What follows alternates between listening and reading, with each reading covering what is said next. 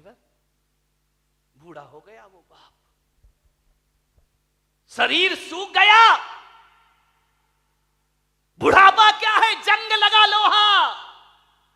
लोहे पर जंग लगता है जब पानी की मार पड़ती है, और जिंदगी को जंग लगता है जब अपनी औलाद का दुष्कार मिला करता है, जब अपनी औलाद से उपेक्षाएं मिला करती हैं। एक बात अंतर इतना है कि लोहे को जंग बाहर से लगता है, वो जिंदगी को जंग भीतर से लगा करता है। बाहर की जंग को मिटाने के लिए कोई रेख मार्ग मिल जाता है बाजार में, मगर भीतर की जंग मिटाने का कोई भी उपाय हमारे पास नहीं हुआ करता है। उस बूढ़े ने बच्चों को पढ़ाया लिखाया, उसकी पत्नी की मौत हो गई, अकेला बुढ़ापा, 2 बेटे, एक डॉक्टर एक इंजीनियर, पढ़ा लिखा के बड़ा किया। बड़ा आश्चर्य होता है मुझे कि एक बाप अपने 4 बेटों को पढ़ा लिखा के योग्य बना देता है, अपने 4 बच्चों को खिला देता है एक बाप, लेकिन 4 बच्चे मिलकर के बुढ़ापे में एक बाप को रोटियां नहीं दे सकते हैं। मेरे भाई, जब छोटे थे तो इस बाप ने तुम्हें खिलाया था, पिलाया था, आज बुढ़ापा है, 4 बच्चे रोटियां नहीं दे सकते उसको। अरे तुमसे अच्छा तो वो बंदर होता है जो नाच नाच कर मदारी का पेट भर दिया करता है। ध्यान रखिए, क्या जिंदगी है हमारी, क्या जीवन है हमारा। अपने ही घर में परायेपन का बोध, ऐसे रहते हैं जैसे पड़ोसी के घर में रह रहे हो। कल तक जहां हुकूमत चलती थी, आज 2 रोटी का भी इंतजार करना पड़ता है। मान्यवर, मां बाप अपने बच्चों की जुबान नहीं दे सकते किसी को। क्या हालात बना दिए हैं कि बुढ़ापे में मां बाप बच्चों के सामने चुपचाप हाथ बांधे खड़े रहते हैं। ध्यान रखिए, उनके पास कुछ नहीं है। उस बूढ़े बाप को बहुएं पसंद नहीं करती थी, फूटी आंख नहीं सुहाता बूढ़ा उनको, बड़ी परेशान हो गई बहुएं। बूढ़े बाप ने देखा, यार इन बच्चों को मैंने पाला पोसा बड़ा किया, आप विचार तो करो एक बार, माँ बाप की तपस्याएं। मैं संत हूं, मैं दिगंबर संत हूं, लेकिन आज मैं आपके सामने कह रहा हूं कि 23 साल हो गए मुझे सन्यास में रहते रहते, लेकिन मैं विश्वास के साथ कहता हूं कि 23 साल में जितनी तपस्या मैंने नहीं की होगी, उससे ज्यादा तपस्या मेरी मां ने मुझे पालने में की होगी। क्या पाते हो तुम अपनी जिंदगी में? मां बाप के एहसान। बड़ा आश्चर्य होता है कि जिस मां ने 9 महीने तुम्हें कोख में रखा, बुढ़ापे में उसको कमरे में नहीं रख सकते हो तुम। ध्यान रखिए, जिस मां ने आंचल का दूध पिलाया, उस मां को मटके का पानी नहीं पिला सकते हो। जिस मां ने, विचार करिए, आज जो तुम बोल रहे हो, अरे बेकार है वो औलाद जो अपने बाप को चुप कहती हो। ध्यान रखिए, कैसी औलाद है। मां बाप कुछ बोलते हैं तो बच्चा कहता है आप चुप रहिए। अरे जीभ गल के गिर जाना चाहिए आपकी, मां बाप को कहते हो चुप रहिए। जिसने बोलना सिखाया, जब तुम पैदा हुए थे तुम्हें तो बोलना भी नहीं आता था। बताइए सबसे पहले बोलना किसने सिखाया था? इस मां बाप ने। और इसी दिन के लिए सिखाया था कि जब तू बोलना सीख जाए तो हमें कहना कि तुम चुप रहो। ध्यान रखिए मान्यवर, मां बाप के एहसानों से मुक्त नहीं हो सकते कभी। जब तुम्हें चलते नहीं बनता था ना, किसने चलना सिखाया था? बताइए, उंगली पकड़ के किसने चलना सिखाया था? इस मां ने सिखाया था, इस पिता ने सिखाया था। ये तुम्हारे लिए घोड़ा बना था, तुम उसकी पीठ पर सवार हुए थे। कितना खुश होता था वो बाप जब तुम पहली बार चलना सीखे थे। चलते थे, गिर जाते थे, चलते थे, जैसे ही गिरने लगते थे पापा आकर पकड़ लिया करते थे। एक बात तो बता दो, युवाओं से मेरा निवेदन है, जब तुमसे चलते नहीं बनता था तो माँ बाप ने उंगली पकड़ी थी, और आज उनसे चलते नहीं बनता तो तुम उनका हाथ नहीं पकड़ सकते हो। तुम्हें उनका हाथ पकड़ने में शर्म आती है, तुम्हें गाड़ी में बिठा के मंदिर ले जाने में शर्म आती है, तुम्हें शर्म आती है अपने माँ बाप को सहारा देने में। वाह रे इंसान, विचार करिए। याद है तुम्हें जब बचपन में स्कूल जाते थे तो माँ क्या करती थी, तुम्हारे टिफिन में 2 रोटी रखती थी, बेटा पढ़ाई भी करना, भूख लगे तो ये रोटियां खा लेना। स्कूल में रहने के बाद भी माँ तुम्हारा ख्याल रखती थी।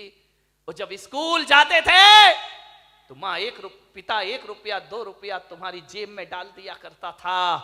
विचार करो आप कि जिस माँ ने टिफिन में 2 रोटियां रखी हैं, बुढ़ापे में आज उस माँ की थाली में 2 रोटी नहीं है। और जिस बाप ने जेब में पैसे डाले थे, आज वो बाप बिना पैसे के घर में जिंदगी जी रहा है, एक एक पैसे को तरसता है, उसे शर्म आती है अपनी औलाद से पैसा मांगने में। एक बात तो बता दो, युवाओं से मेरा निवेदन है कि बचपन में तुमने पिता की जेब से पैसे निकाले थे तो पिता तो गुस्सा नहीं हुए थे ना?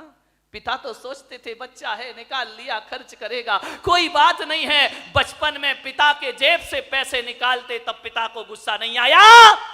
और आज बुढ़ापे में बाप यदि तुम्हारी जेब से पैसा निकाले तो तुम्हें गुस्सा क्यों आता है? मैं आपसे पूछना चाहता हूं, युवाओं से मेरा प्रश्न है, आज आपको गुस्सा क्यों आता है? आज पिता को इजाजत क्यों लेना पड़ती है? एक बात आपसे निवेदन करने जा रहा हूं, मान्यवर, जब तुम छोटे थे ना, ये वही बाप है, तुम्हारे घर में एक चिड़िया आती थी, तुम बचपन में छोटे में पूछते थे पापा ये क्या है? पापा कहते थे बेटा चिड़िया है। फिर थोड़ी देर बाद चिड़िया आती थी, पापा ये क्या है? बेटा ये चिड़िया है। फिर चिड़िया आई, पापा ये क्या है? तुमने 10 बार पूछा, बाप ने 10 बार बताया बेटा ये चिड़िया है। पापा को गुस्सा नहीं आया ना? और जब बुढ़ापे में एक बाप किसी बात को 2 बार पूछ लेता है तो आप कहते हो तुम्हें एक बार का समझ में नहीं आता है, बार बार पूछते रहते हो। कितनी बार समझाऊं तुमको? बताओ, तुमने 10 बार पूछा तो पापा ने गुस्सा नहीं किया, आज पापा ने 2 बार पूछ लिया तो तुमको गुस्सा आ गया। तुम कहते हो कि माँ बाप जिद करते हैं, बुढ़ापे में परेशान करते हैं। तुमने भी बहुत जिद की थी जब तुम अपने माँ बाप के साथ बाजार गए थे, खिलौने के लिए मचल गए थे, पापा यही खिलौना लूंगा, पापा के पास पैसे नहीं थे, पापा मुझे यही वाला चाहिए। सोचिए, आप विचार करिए, बाप के पास कुछ नहीं था, तुमने डिमांड की, तुमने जिद की, तुम भी तो सड़क पर मचल गए थे, बाजार में रोने लगे थे, तब पापा को गुस्सा नहीं आया। और आज माँ बाप थोड़ी सी जिद कर ले तुमको गुस्सा आ जाता है। किस काम की जिंदगी है ये तुम्हारी? मान्यवर, विचार करिए, तुमने कितना परेशान किया है माँ बाप को।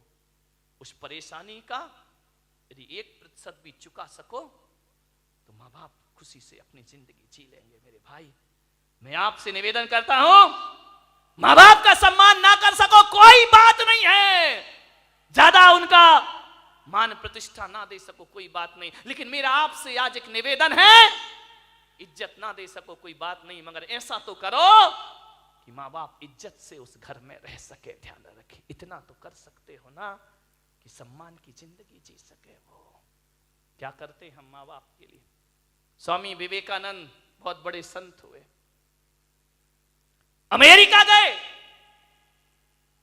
उन्होंने अपना भाषण दिया, प्रवचन दिया, मां पर बहुत अच्छा बोलते थे। वो कहते थे मां से अच्छा कुछ नहीं होता, मां से बड़ा कोई धर्म नहीं होता है, पिता से बड़ा कोई धर्म नहीं होता, कोई कर्तव्य नहीं होता हमारा। विवेकानंद से किसी जिज्ञासु ने पूछ लिया, आप मां की इतनी महिमा गाते हैं, मां में ऐसा क्या है? धरती पर आए हैं तो मां तो मिलेगी मिलेगी, इसमें कौन सा एहसान? और हर माँ बाप पाल पोस के बड़ा करते हैं, कोई बड़ा काम नहीं कर दिया उन्होंने। धरती पर आओगे तो माँ बाप तो मिलेंगे ही मिलेंगे। विवेकानंद ने कहा, ये प्रश्न कोई भारत का आदमी पूछ रहा है कि मां में ऐसा क्या है? स्वामी विवेकानंद ने उसे बुलाया कि इधर आओ। वो एक साफा बांधते थे, उन्होंने अपनी पगड़ी खोली, बोले इसे पकड़ो। उसने कहा स्वामी जी ये क्या है? बोले पकड़ो। उसने पकड़ा।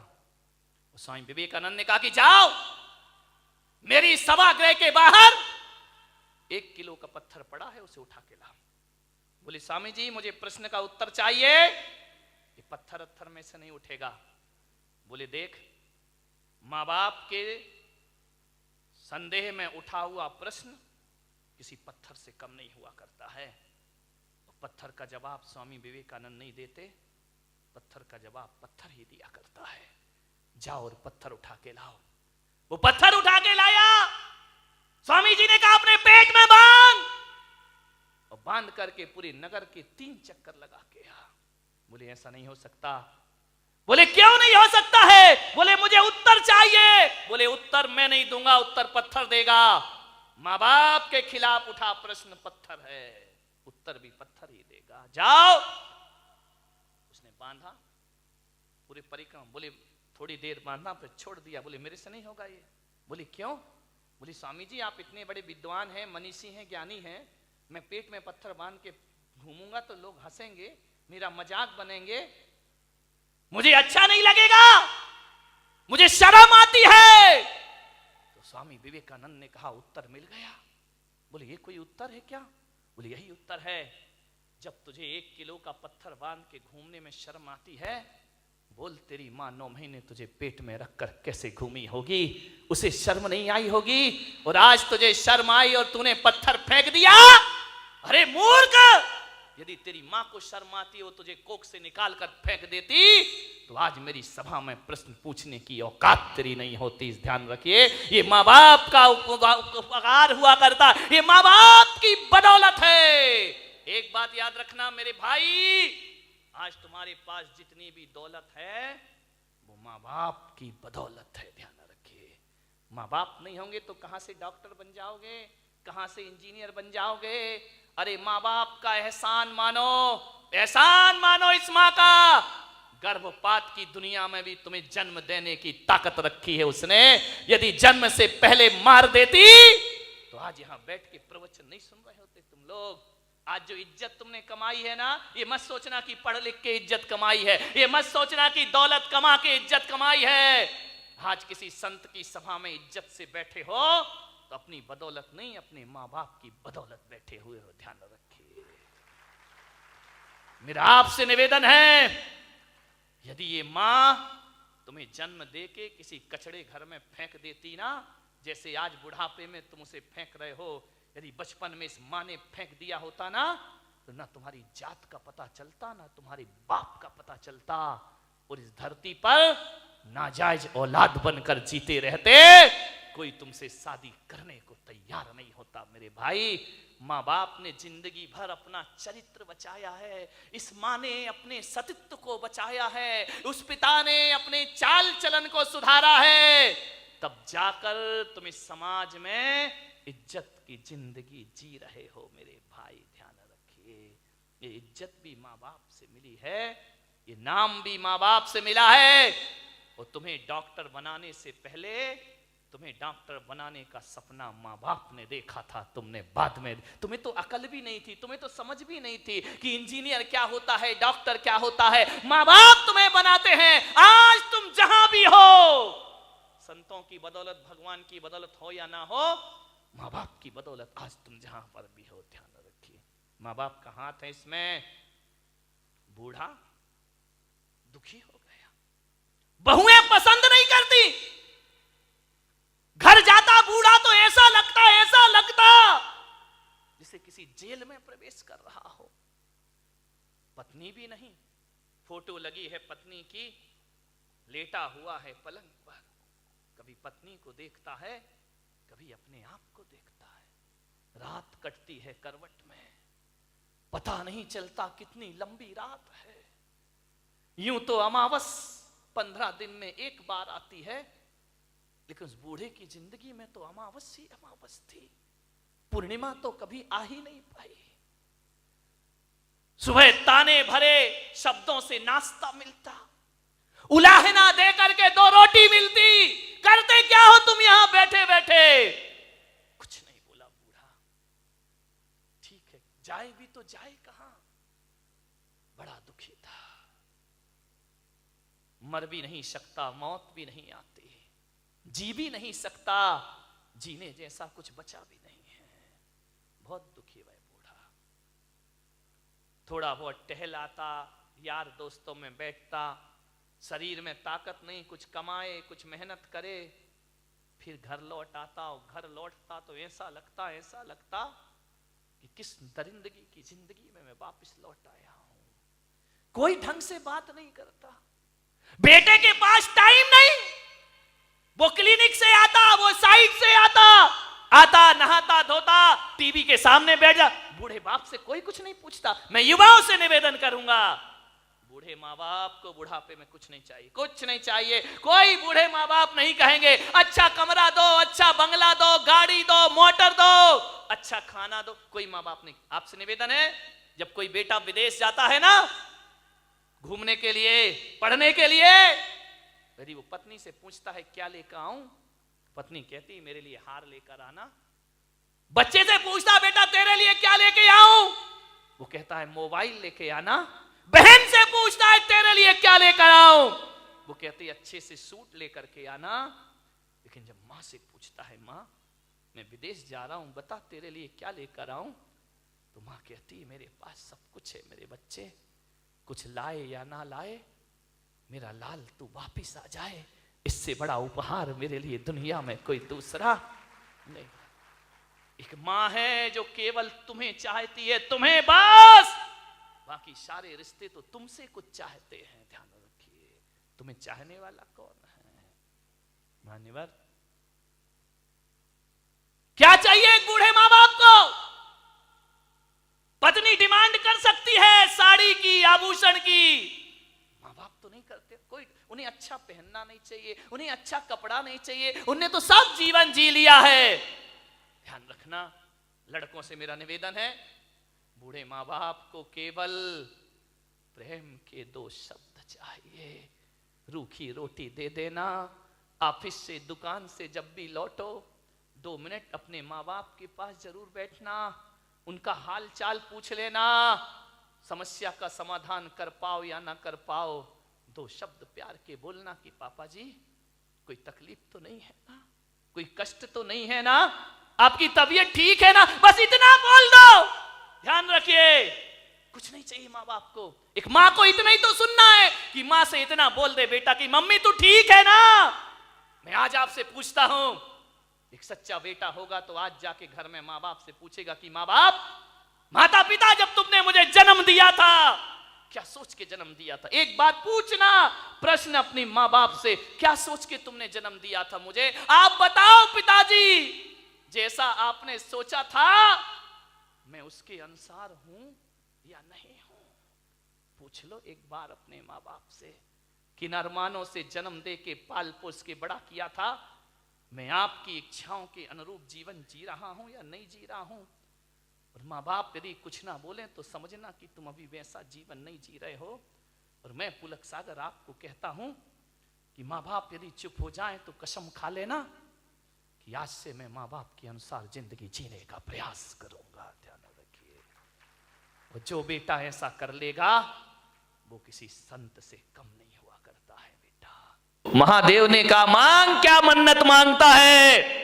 बोले बाबा इतना परेशान हो गया हूं, इतना परेशान हो गया हूं, अब एक ही मन्नत मांगता हूं, मुझे शादीशुदा से कुंवारा कर दो वापिस। भोलेनाथ ने देखा, शादीशुदा से फिर से कुंवारा कर दूं वापिस।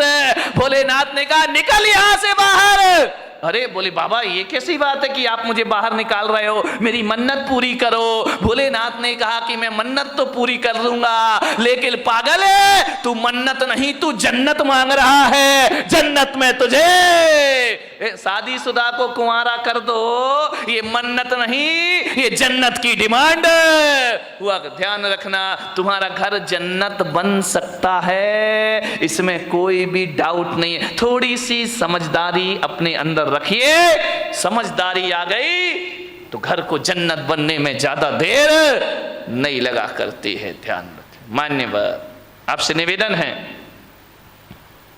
बड़ा परिवार था, सुखी था, आज छोटा परिवार है, दुखी है। एक ही बेटा है। अब बोलो भाई साहब प्रवचन में क्यों नहीं आते?